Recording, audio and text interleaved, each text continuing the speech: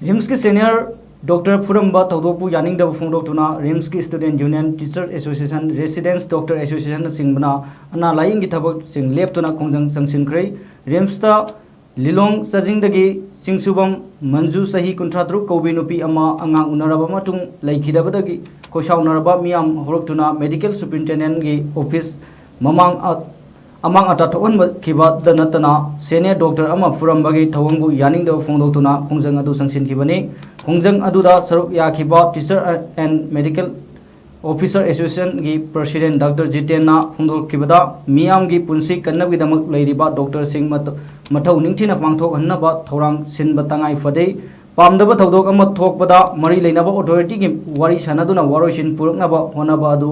अचुंबा खोंथांग ओइगनी doctor अमगी थबकता पामदबा सोइबसिंग यावरकलबदी मरी लैनबा the वाकतुना ताथोक तासिन तौदुना चुमथोकनबा होनबदा एसोसिएशनना मतेंग पांगनबा same सादुन Larry high वाफम थमकी खोंजंग अदुदा सरुक याखिबा महिरोई यामबेम आशा कुमारना फोंदोरखिबदा अनाबसिंगना फदुना मयुमदा हनखिबा असि डॉक्टर सिंह की ख्वाइदगी अपेनबनी करिगुंबा अना लाइंग चथबदा मियोय अमा लैखिदरबदी मिसअंडरस्टैंडिंग थोलक्तुना मोब से सागटपगी महुत्ता वारी सानदुना असोय अरान थिदोकमिनबा होनबियु हाइना अपील तौरखि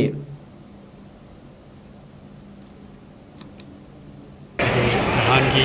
पर्टिकुलर डेसिददी फिजिकल असॉल्ट यावबसे वो कोपता मंगाइगदी अपना टेम टू मर्डर खाइबा physical assault health provider duty तौबसे वायलेंस से नतबा मदुदा तौबीबना फगनी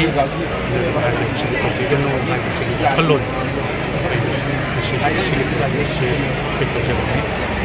वायलेंस नतबा मीन्स अतई तौबीबा तमदा पेजी सोशल के साइड के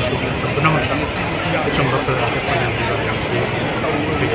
रमदम निगातनी होय रिसर्चिंग लाइटा सिनेर अवातम अदो वायलेंस